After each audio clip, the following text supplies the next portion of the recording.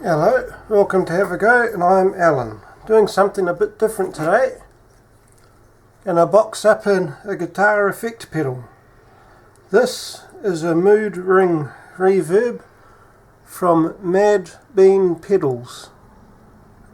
I've already assembled and tested it, and I know it works, so now I'm going to box it up in this. Let's take the blue tack off this. I was using it to hold surface mount PCBs while I soldered them, but fortunately for me, and Brian at Mad Bean includes printable jewel guide templates, so I'm just going to be lazy and use that. If it's a circuit board that I've laid out myself, then I print out a one-to-one copy of the circuit board itself and use the pot layout, potentiometer layout on the PCB for my drill guide. Ones like this means that somebody else has already done all the work and I can just use that. Though I probably will change the bypass LED location.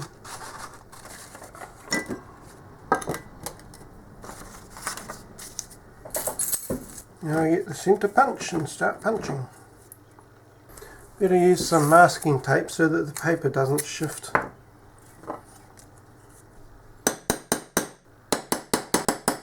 I would normally do this on the carpet so that that absorbs some of the noise, but I'm doing it like this so that you guys can see.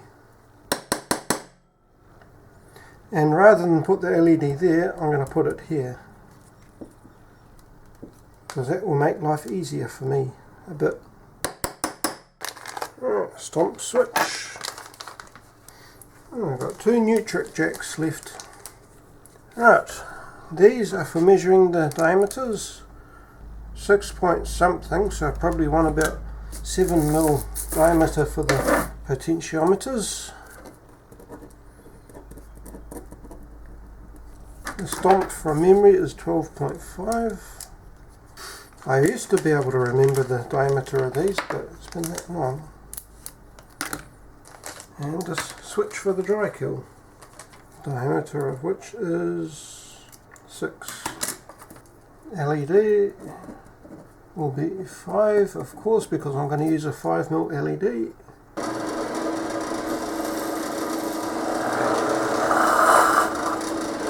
I don't think I'll need the centre jewel. Back when I used to do this more often, I never bothered with the centre jewel because I never had any.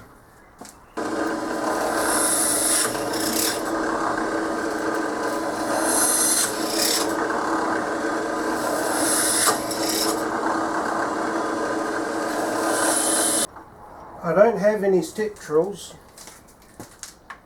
Next drill bit size is 6. The way I've always done it is that I'll start drilling every single hole with the smallest size drill bit, then I'll step up to the next size hole I require and drill every size except for the smallest one, and so on and so forth.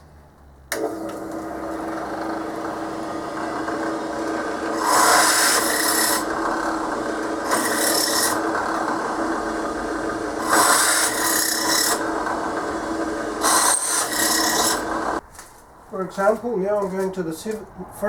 now that I'm going to the 7mm drill bit, I'm going to ignore the switch and the LED, and I'm going to drill all the other holes.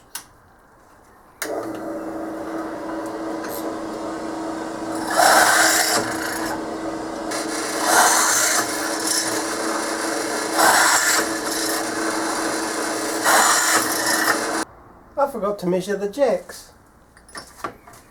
1 second, I'll just go back and measure those. Okay, the jacks are 9mm. I'm a twit. Okay, I need to change the speed now. About half of what it is. Right now I need the 12mm drill bit for the power. And now we go to the 12.5mm drill. All of my other stomp boxes, incidentally, were drilled on Grandad's drill press, not this one. So whenever I had to change the height, I couldn't change the table height, so I added more or less wooden blocks underneath, which is just as annoying as it sounds. That's the little decorative detail I was talking about. A little absolutely lazy countersink for the LED. In the interest of not tracking the stuff all over the house, I'll probably better empty the chips from the inside of this too. Right. Now that these fit,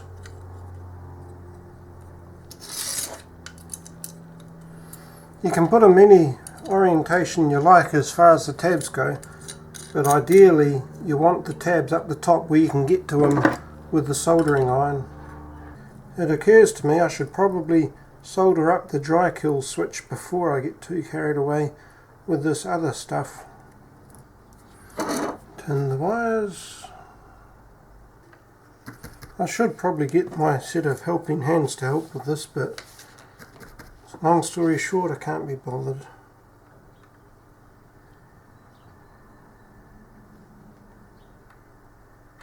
A lot of people know about the traditional wet sponge you use for the tip of the iron, but you can also use brass wool as well, with the added bonus that you don't have to replenish the water.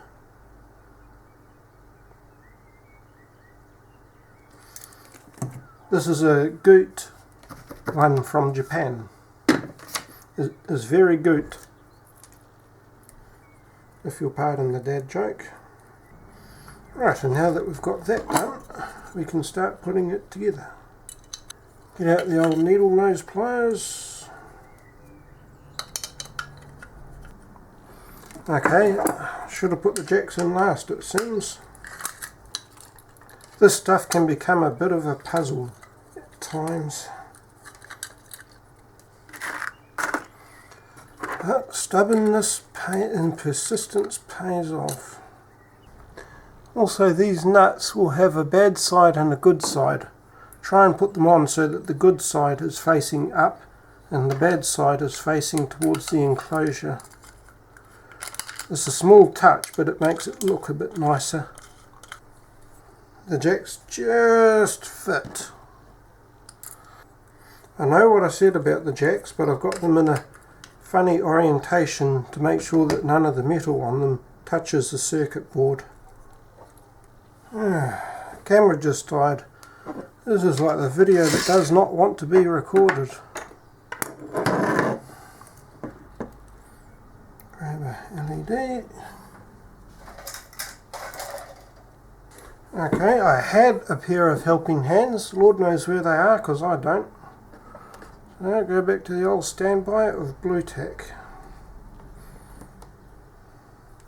It's been long enough I can't remember which way round the legs go, so remember that bit of wire I snipped off? Now is its time to shine.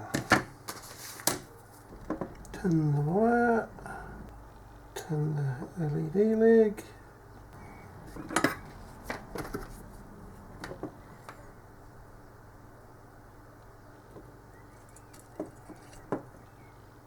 Okay, the leg's going to be just long enough. And this will reach around here, so I want about this long.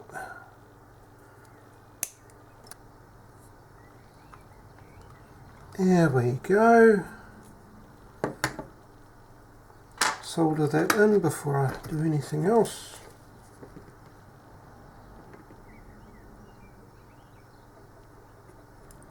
Remember, you're better off leaving too much than not enough. And this is the output wire. I left that one a little bit longer because a lot of the time you need the extra length with these jacks.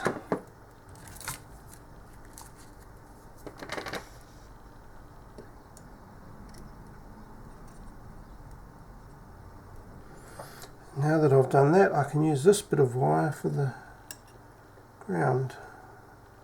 I want enough length to work with, but I also don't want so much that it takes up too much room.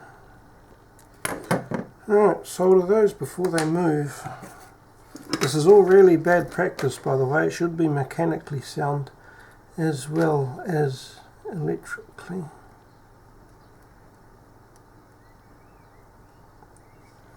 And if this was something I would have to service in the future, I'd probably be a bit more worried about it.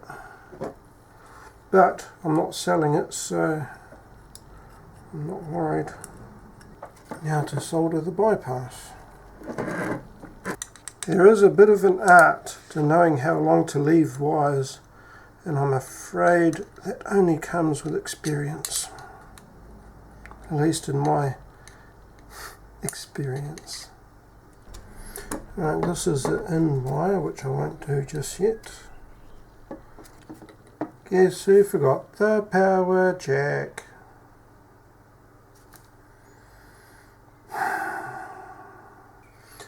Still, I'll measure the wires now. Cut them about there.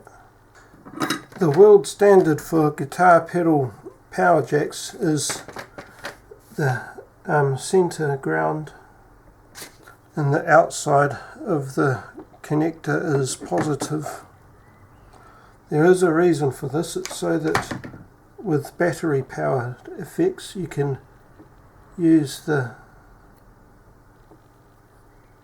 switching terminal on these.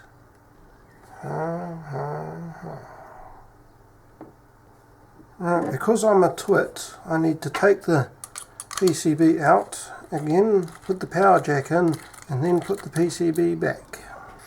If I was a smart man, I wouldn't have done that.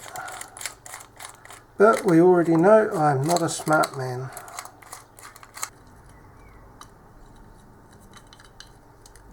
This is not a good day.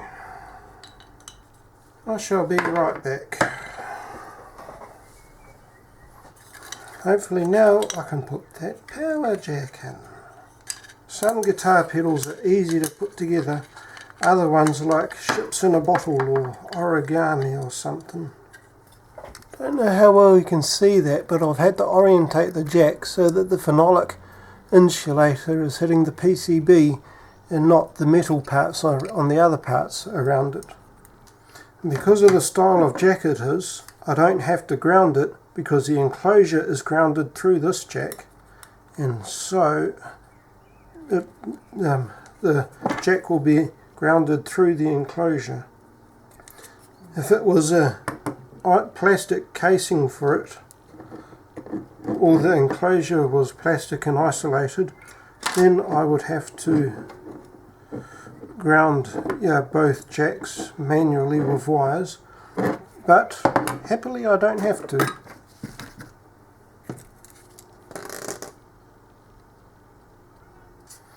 Let's check there aren't any dead shorts between ground and power. Right, put some juice through it and see if it blows up. I really hope not.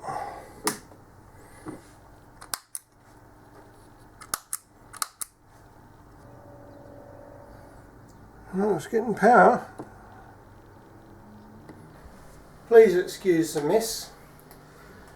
I'm using a Telecaster with a Seymour Duncan PAF pickup in the neck, going into the Reverb, going into a 5E3 amp head, then through a couple of greenbacks in the cab.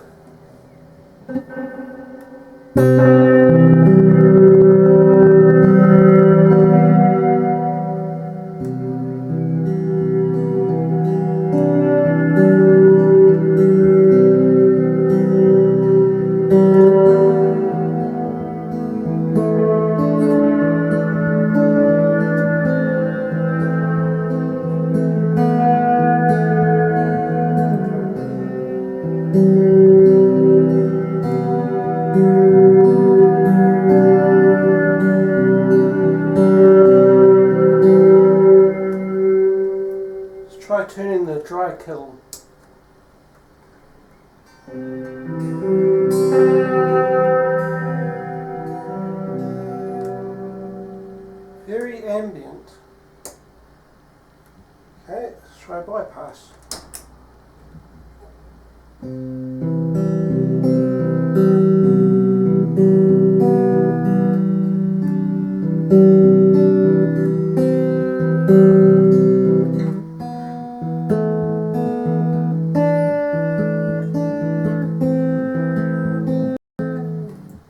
with no reverb.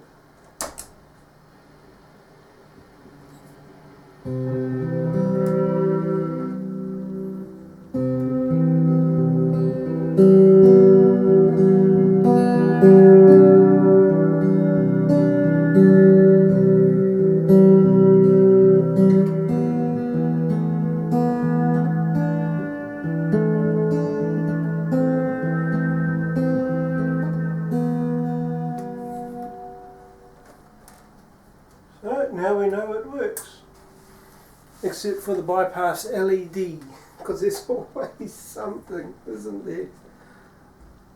Right, only now that I'm happy am I going to put the back on it.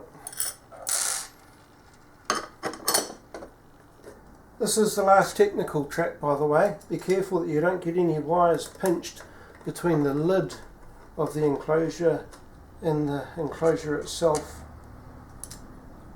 Otherwise the insulation will strip between it, and because the enclosure is grounded, so will that wire be, regardless of if you wanted it to pass signal. Right, get out the tub of miscellaneous and look for some good knobs. Maybe those. Nope. Ooh. Alright, got a couple of candidates. Question is whether these ones will actually fit.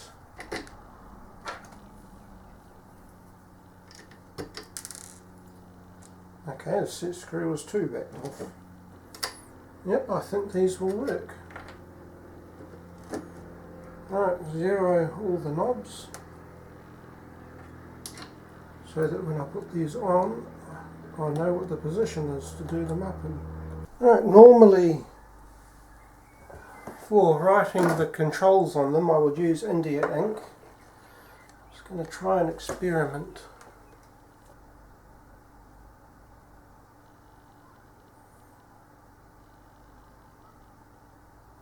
Not thin enough to work, I'm afraid, and the toothpicks don't work as brushes. Sharpie it is.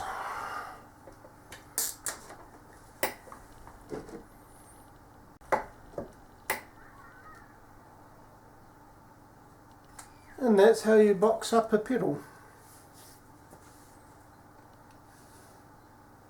Several hiccups along the way, but we got there. Some of these DIY pedals can get quite origami-like. I mostly had trouble with this because one, I'm out of practice, and two, despite the size of the enclosure, it's got quite a large PCB with a lot going on. I'm going to show you the inside of another one I made years and years ago when I was in better practice at this. Focus. See this? This has, if the PCB goes from here to here, it is jam packed, and that's the size of it compared to this one. And yes, it works. It's not the kind of thing you'd want in a production one because it makes it an absolute devil of a job to try and troubleshoot. And it will make you, if you do a lot of these, it will make you appreciate good designs that make it easy to access, service and troubleshoot these things. But there's also the ship in a bottle aspect of this, where it's like, yeah, I made this, and I made this. So, just thought I'd do something different, and I hope you enjoyed it. Thank you for watching, and have a nice day.